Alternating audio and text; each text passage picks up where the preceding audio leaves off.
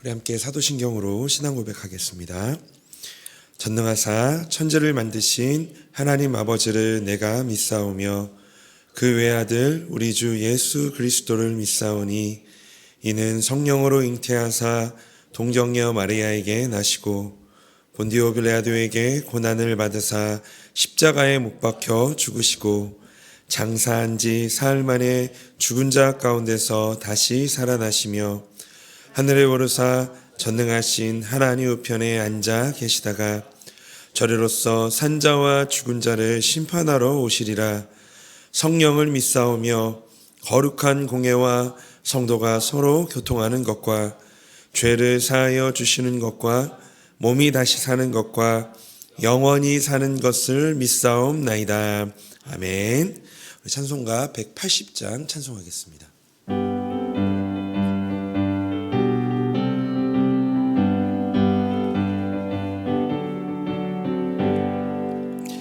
하나님의 나팔 소리 천지 진동할 때에 예수 영광 중에 구름 타시고 모든 곳에 보내어 구원 얻은 성도들을 모으리. 나팔 불 때 나의 이름 나팔 불 때 나의 이름 나팔 불 때 나의 이름 부를 때에 잔치 참여하겠네. 무덤 속에 잠자는 자 그때 다시 일어나 영화로운 무할 승리 얻으리. 주가 택한 모든 성도 구름 타고 올라가 공중에서 주의 얼굴 배우리. 때 나의 이름 나팔 불 때 나의 이름 나팔 불 때 나의 이름 부를 때에 잔치 참여하겠네. 주님 다시 오실 날을 우리 알 수 없으니 항상 기도하고 깨어 있어서 기쁨으로 모자 앞에 우리 나가서도록 그때까지 참고 기다리겠네. 나팔 불 때 나의 이름 나팔 불 때 나의 이름 나팔 불 때 나의 이름 부를 때에 잔치 참여하겠네. 하나님 말씀 함께 보겠습니다. 오늘 하나님 말씀은 요한계시록 20장 7절에서 15절까지의 말씀입니다. 요한계시록 20장 7절에서 15절까지의 말씀 우리 한 절씩 교독하겠습니다.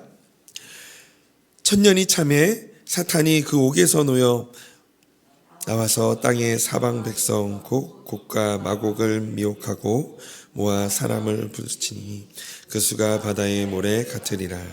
그들이 지면에 널리 펴져 성도들의 진과 사랑하시는 성을 두르매 하늘에서 불이 내려와 그들을 태워버리고 또 그들을 미혹하는 마귀가 불과 유황못에 던져지니 거기는 그 진승과 거짓 세세토록 밤낮 괴로움을 받으리라. 또 내가 크고 흰 보좌와 그 위에 앉으신 이를 보니 땅과 하늘이 그 앞에서 피하여 간데 없더라.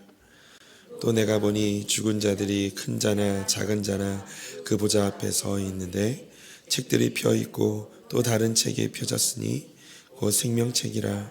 죽은 자들이 자기 행위를 따라 책들에 기록된 대로 심판을 받으니 바다가 그 가운데에서 죽은 자들을 내주고 또 사망과 음부도 그 가운데에서 죽은 자들을 내주매 각 사람이 자기의 행위대로 심판을 받고 사망과 음부도 불못에 던져지니 이것은 둘째 사망 곧 불못이라. 함께 읽겠습니다. 누구든지 생명책에 기록되지 못한 자는 불못에 던져지더라. 아멘. 네, 오늘 본문은 인류 역사의 최종장입니다. 사탄의 마지막 발악과 그에 따른 영원한 형벌, 그리고 모든 인간이 피할 수 없는 이 백보자 심판을 다루고 있습니다. 이 심판의 핵심은 하나님이 이 최종 심판의 자리에서 우리를 어떻게 기억하시느냐에 달려 있습니다.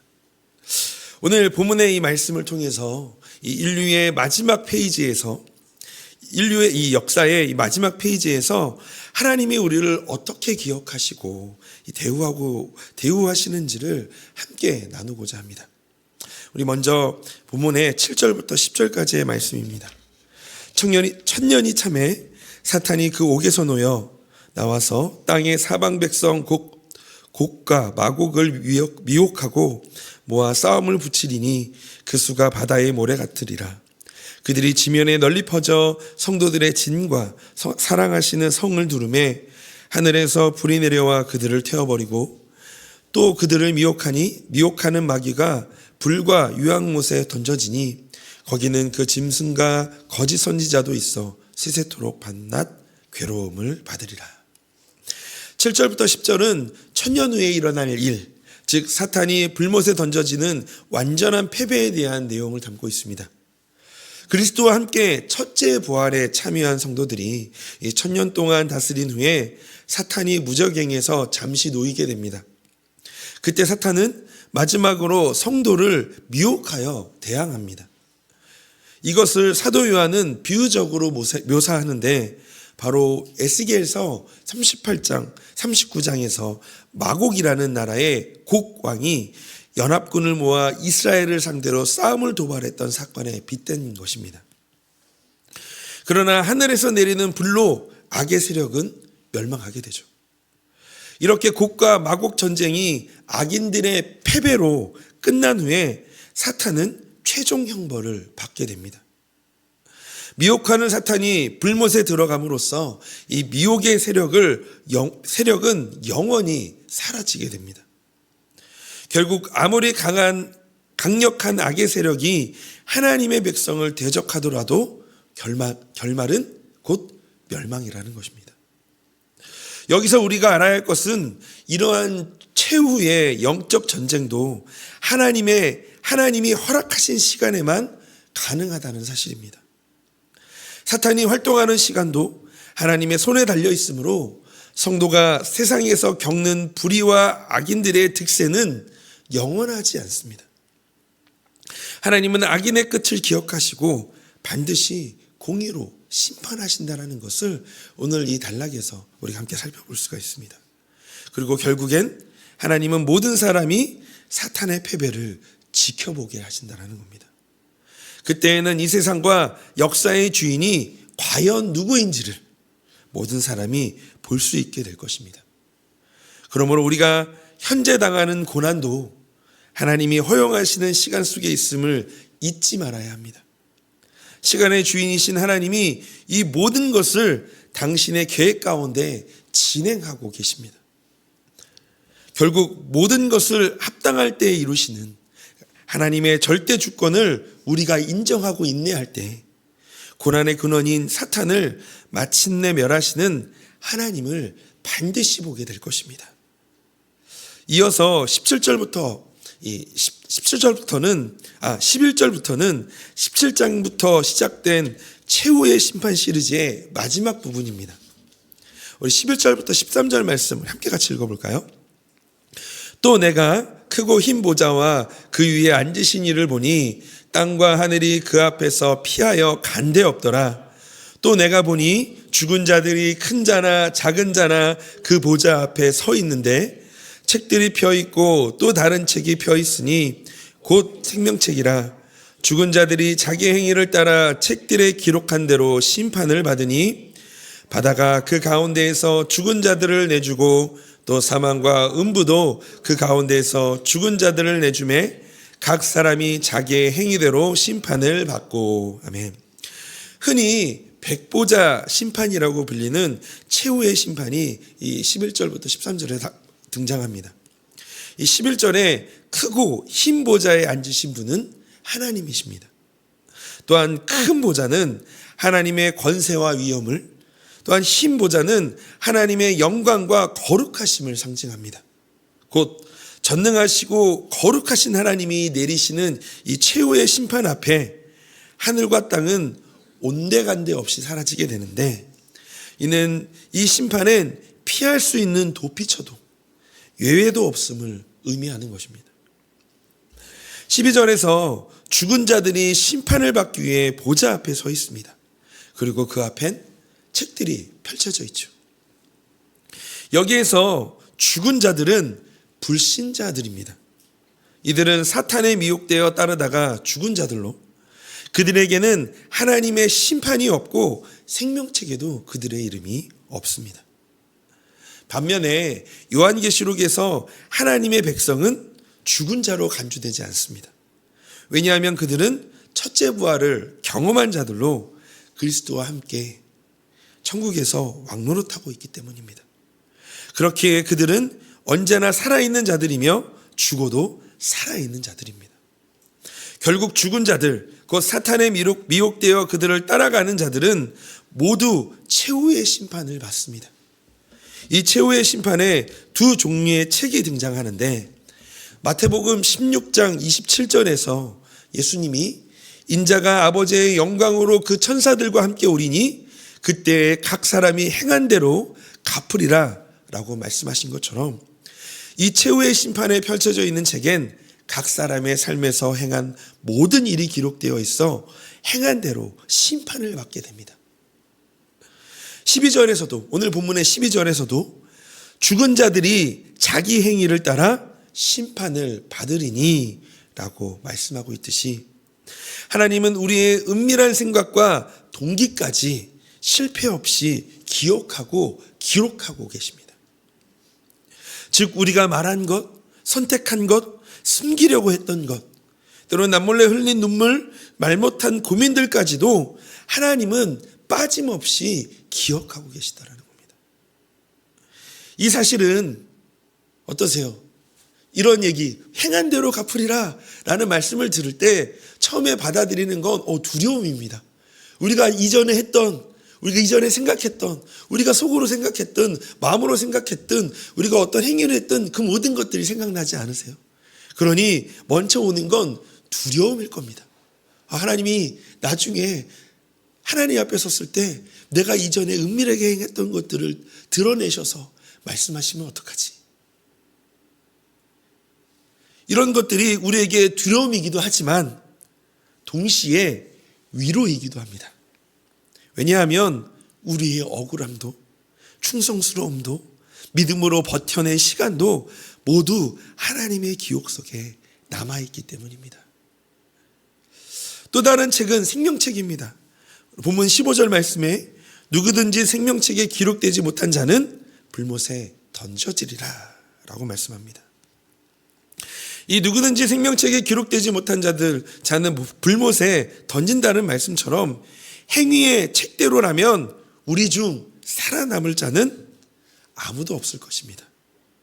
하지만 하나님은 또 다른 하나의 기억장치를 두셨죠. 그것이 바로 생명책입니다. 히브리서 8장 12절은 이렇게 말씀합니다. 우리 함께 같이 읽어보겠습니다. 내가 그들의 불의를 긍휼히 여기고 그들의 죄를 다시 기억하지 아니하리라. 아멘. 아멘. 예수 그리스도를 믿는 자에게는 불의를 긍휼히 여기시고 죄를 다시 기억하지 않겠다라고 하나님께서 약속하셨습니다. 왜냐하면 우리는 그리스도 안에서 그의 피로 말미암아 속량, 곧 죄 사함을 받은 자들이기 때문입니다. 이렇게 예수 그리스도의 피로 사신 이들을 하나님께서 자녀로 삼으셨는데요. 요한일서 3장 1절 말씀을 우리 세 번역으로 함께 같이 읽어보겠습니다. 함께 읽겠습니다. 아버지께서 우리에게 얼마나 큰 사랑을 베푸셨는지를 생각해 보십시오. 하나님께서 우리를 자기의 자녀라 일컬어 주셨으니 우리는 하나님의 자녀입니다. 아멘. 그러므로 생명책의 이름이 기록된 자들은 하나님의 섭리 가운데 구원받은 자들입니다. 이는 하나님께서 그 영혼을 긍휼히 여기시고 기억해 주신 결과이죠. 결국 심판은 행위에 따라 이루어지지만 구원은 하나님께서 은혜를 은혜로 기억해 주신 결과입니다. 그렇게 우리를 살리는 것은 우리의 완벽한 삶도 아니고 흠없는 기록도 아니라 하나님께 은혜로 기록된 이름 때문입니다. 하나님은 우리를 심판받을 죄인으로 기억하지 않으시고 핏값으로 산 자녀로 기억하고 계십니다. 말씀을 마무리하며 우리 사랑하는 성도님, 우리의 행위만으로는 그 누구도 하나님의 공의로운 심판을 통과할 수는 없을 것입니다. 행위의 책에 기록된 우리의 죄악은 오직 예수 그리스도의 보혈로만 지워질 수 있습니다. 그러므로 하나님은 두 가지 방식으로 우리를 기억하고 계십니다. 먼저는 회개하지 않는 자의 모든 죄를 낱낱이 기억하시고 행위대로 반드시 심판하신다라는 것입니다. 또 두 번째로는 그러나 그리스도 안에 있는 자들의 죄는 기억하지 않으시고 오직 그들의 믿음과 헌신만을 기억하신다라는 것을 우리는 오늘 이 본문을 통해서 알게 되어집니다. 그러므로 성도의 삶은 이 땅에서의 사라지는 허무한 것이 아닙니다. 하나님은 우리의 눈물과 수고를 실패 없이 기억하시며 생명책에 기록된 대로 영원한 새 하늘과 새 땅으로 인도하여 주실 것입니다. 그러므로 오늘 우리의 하루, 우리의 모든 삶을 기억하시는 우리 국률의 하나님 앞에 정결하게 서기를 소망합니다. 나의 공로가 아닌 오직 예수 그리스도의 보혈만을 의지하며 나를 기억하여 주시는 주님, 그 사랑을 힘입어 오늘 하루도 이름 없이 충성된 자로 살아가는 하나님께로 기억되는 자로 살아가시기를 주님의 이름으로 축복합니다. 우리 함께 오늘 말씀을 생각하시면서 우리 함께 이렇게 기도했으면 좋겠습니다. 첫 번째는요, 우리의 삶을 기억하시는 그 하나님 앞에 날마다 정결하게 서게 하여 달라고 기도했으면 좋겠습니다. 그렇게 우리 안에 있는 조그만한 우리 안에 하나님 앞에 실수, 또 하나님 앞에 드리지 못하는 것이 있다면 오늘 이 시간 하나님 앞에 정결함으로 나아가도록 우리 하나님께 기도하는 시간이 되었으면 좋겠습니다. 두 번째는요, 하나님의 공의로운 최후 심판을 믿고 오늘도 세상의 미혹 앞에 담대히 서게 하여 달라고, 승리케 하여 달라고 기도하는 오늘 이 시간이 되었으면 좋겠습니다. 우리 마지막으로 교회를 위해서, 오늘 특별히 이웃과 나라와 민족을 위해서 기도해 주실 때 분열과 갈등이 심해져가는 이 한국 사회 가운데 서로를 용납하고 사랑의 마음을 하나님 부어주시옵소서라고 시간이 세 가지를 놓고 함께 같이 기도하며 오늘 하루 시작하기를 원합니다. 함께 같이 기도하겠습니다. 사랑의 하나님, 오늘 하나님께서 우리를 어떻게 기억하시고 어떻게 대우하시는지를 오늘 이 요한계시록 20장의 하나님 심판의 최종장을 바라보며 하나님, 우리가 다시 한 번 더 그 하나님의 사랑과 그 은혜를 깨닫게 되어집니다.